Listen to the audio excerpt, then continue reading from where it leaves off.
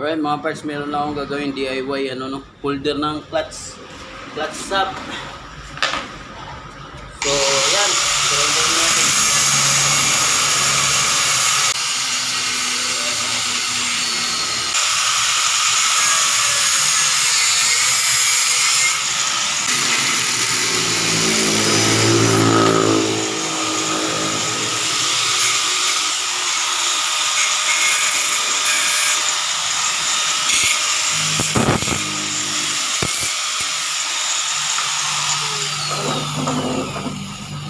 Right, tapos na siya. Yan. So ang gamit ko kasi dito para sa sniper, dahil pag minsan hinahawakan ko ganyan. So sa mga mahalaga to sa mga mekaniko na walang pambiling puller. Yan. Meron na tayong DIY na puller holder ng clutch hub ng sniper at saka SZ at saka FZ. So right. So, okay, bumaluktot siya.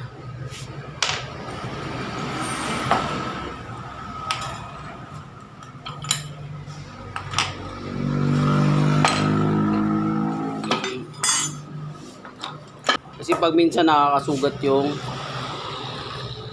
pag hinahawakan mo lang siya sa kamay pag minsan maigpit tapos hawakan mo dito, pag minsan masusugat ka dun sa basket, yung matulis yun. So ang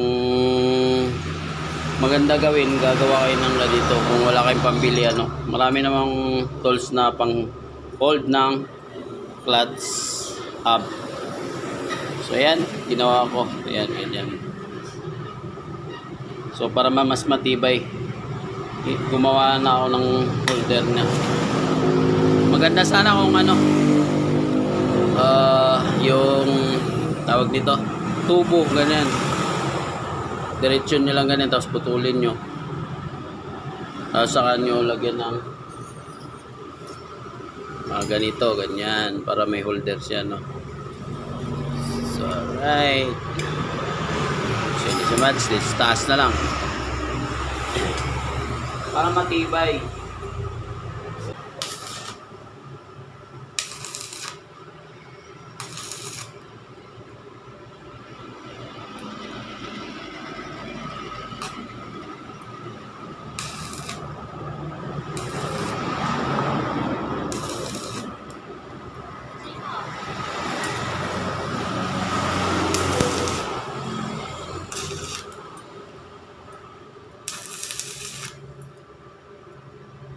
So, okay. So, nangyari ganito. So, meron na siyang para malakas siya, Yan. So, meron na tayong holder ng clutch hub ng sniper at saka SZ at saka FZ. Yan. Hindi na tayo mahirapan. So, okay.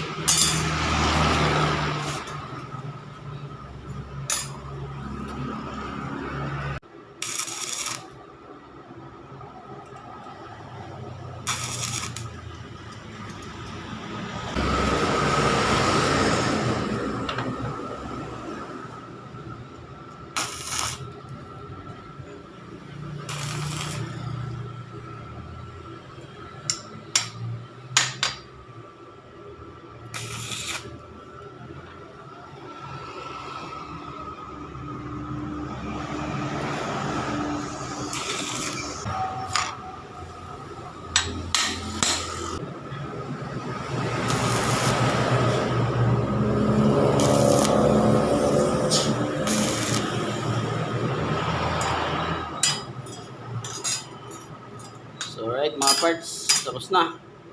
So yun lang So ganito lang yung puller, holder pala natin, puller. Ayan. So meron na tayong DIY na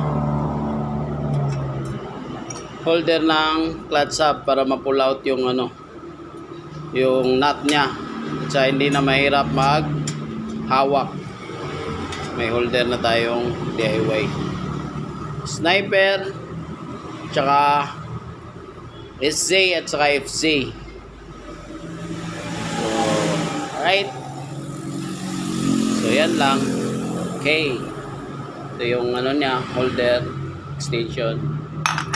So, alright mga parts, sana nagkaroon kayo na idea tungkol dito sa ano natin, holder ng clutch hub ng Sniper 150. Alright, salamat sa panonood. Bye-bye.